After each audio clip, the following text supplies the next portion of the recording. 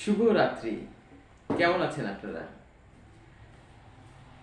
এই সময়ে বৃষ্টির দিন, সারাদিন বৃষ্টি হয়েছে, মেঘলা আকাশ। আর রাতে আবহাওয়াটা একটু ঠান্ডা, মানে অতটা গরম না। সেক্ষেত্রে মানে গরম চায়ের সাথে কিন্তু আড্ডাটা ভালোই হয়।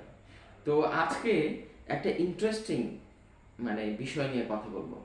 সেটা হলো, আমরা আহ, যে প্রপার্টি নিয়ে কাজ করি, ব্যক্তিগতভাবে আমি প্রপার্টি নিয়ে প্রায় 15 বছর কাজ করেছি বিভিন্ন রিয়েল এস্টেট কোম্পানিতে এবং স্বনামধন্য এবং প্রথম সারির রিয়েল এস্টেটগুলোতে।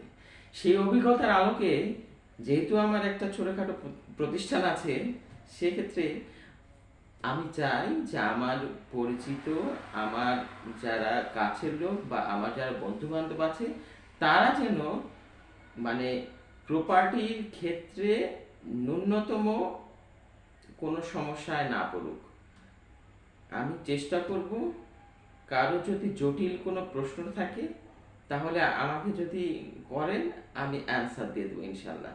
হ্যাঁ, সব কিছু আমার জানা নেই, তবে এটুকু বলতে পারি, আমাদের জীবন চলার মতো যেটুকু জানা দরকার আলহামদুলিল্লাহ সেটা পারবো। তো আমি প্রতি 2-1 দিন পর পর একটা টপিক নিয়ে আলোচনা করি প্রপার্টির উপরে। যেহেতু প্রপার্টি বর্তমান সময়ে অনেক জটিল, অনেক একটু কি বলবো, অনেকের কাছে এটা একটা কঠিন বিষয়, তাই না? তো কঠিন বিষয়টাকেই আমরা একটু সহজ করে দিতে চাই। তো কারো কোনো অজানা কোনো কিছু থাকলে নির্দ্বিধায় বলতে পারবেন। তো প্রত্যেকটা বিষয়ের মধ্যে কোনো না কোনো টপিক নিয়ে আলোচনা করি। তো এই টপিক নিয়ে আলোচনাগুলোর মধ্যে আমি ইউটিউব বা ফেসবুকে যে ভিডিওগুলো আপলোড করি, সেক্ষেত্রে একটা এপিসোড সিস্টেমে, স্টেপ বাই স্টেপ। সেক্ষেত্রে আহ, আমি একটা নাম দিয়েছি, সেটা হলো স্বপ্নবাড়ি। এটা একটা ইন্টারেস্টিং বিষয়। স্বপ্নবাড়ি কি জন্য? মানুষের জীবনে, প্রত্যেকের জীবনে একটা নির্দিষ্ট স্বপ্ন থাকে।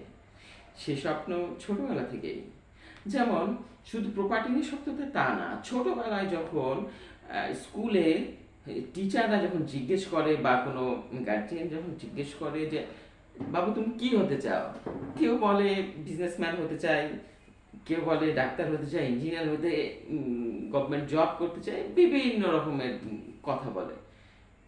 আসলে কেউ বলে না যে আমি একটা মানুষ হতে চাই বা একটা ভালো মানুষ হতে চাই। তো যাই হোক, প্রত্যেকেরই অর্থ ইনকামের বিষয়টাকে প্রাধান্য দেয়।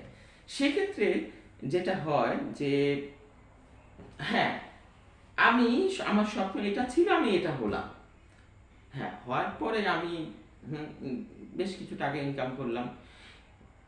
যে যার লেভেল থেকে তার শেষ বয়সে চিন্তা করে বা একটা লেভেলের পর চিন্তা করে, হ্যাঁ এখন আমার একটা স্বপ্ন, আমার একটা নিজস্ব প্রপার্টি। আমি উত্তরাধিকার সূত্রে পেয়েছি এটা না, আমি কোনো দান সূত্রে পেয়েছি এটা না, আমার ক্রয়কৃত, আমার মানে আমার কষ্টার্জিত অর্থ দিয়ে আমি কোনো প্রপার্টি কিনবো আমার নামে। এটা অধিকাংশ মানুষেরই স্বপ্ন থাকে। সেই স্বপ্নেরই লক্ষ্যে আমরা যারা মধ্যবিত্ত, নিম্ন মধ্যবিত্ত আছি, তাদের কষ্টটা সবচেয়ে বেশি, এখানেই তাদের ট্র্যাজেডি। যারা গভর্নমেন্ট জব করে তারা চিন্তা করে যে আমি রিটায়ার্ডের পর একটা হ্যান্ডসাম অ্যামাউন্ট পাবো, সেখান থেকে আমি একটা প্রপার্টি কিনে নেব, হয়তো বাড়ি করবো, না ফ্ল্যাট কিনবো, কিংবা একটা দোকান করব, বা একটা স্পেস নেব কমার্শিয়াল, বা গ্রামে কোনো ধারে জমি কিনবো। এখন তো অ্যাগ্রো অনেক জনপ্রিয়। সেক্ষেত্রে সবারই আলাদা আলাদা চিন্তা ভাবনা থাকে, এখানেই ঘটে বিপত্তি। তো ধরেন একজন লোক সরকারি চাকরি করলো, তার ছেলে মেয়ে মানুষ করলো তার চাকরি জীবনের টাকা দিয়ে, শেষ বয়সে সে একটা পেনশন পেল। একটা হ্যান্ডসাম অ্যামাউন্ট পেল, কিন্তু তার একটা স্বপ্ন যে তার একটা প্রপার্টি চাই, প্রপার্টি আর হলো না। হ্যাঁ, এবার প্রপার্টি হবে, কারণ সে এখন পেনশনের টাকা পাবে, সে একটা হ্যান্ডসাম অ্যামাউন্ট পাবে, কিন্তু তার বয়স হয়ে গেছে, তার ছেলে মেয়ে বড় হয়ে গেছে, ছেলে মেয়ের লেখাপড়া শেষ, মেয়ের বিয়ে দিতে হবে, বিয়েতে ধরেন বড় একটা অ্যামাউন্ট চলে যায়। তারপর ছেলে বলে আমার তো পড়াশোনা শেষ, আমাকে হয় চাকরি করতে হবে, না হয় কোনো বিজনেস করতে হবে, বিজনেস করলে টাকা লাগবে, চাকরি করলে এখন তো বোঝেন তো অনেক সময় অনেক খরচও আছে, সেটা আসলে বলার অপেক্ষা রাখে না, সেই খরচটাও দিতে হয়। সেক্ষেত্রে একটা নিম্ন মধ্যবিত্ত ফ্যামিলি যদি 20-30 লক্ষ বা 40 লক্ষ টাকা এভাবেই চলে যায়, শেষে অবশিষ্ট অংশ যখন সে এটা দিয়ে কোনো প্রপার্টি ক্রয় করবে, সেক্ষেত্রেও বাধা। কি বাধা?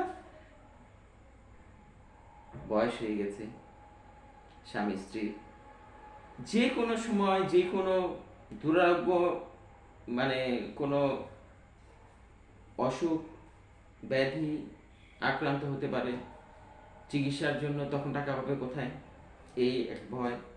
এছাড়াও জীবন যখন শেষ প্রান্তে এসে দাঁড়ায়, অনেক রকম হতাশা, অনেক রকম দুশ্চিন্তা তাদের ঘিরে ধরে, স্বপ্নের প্রপার্টি আর হয় না।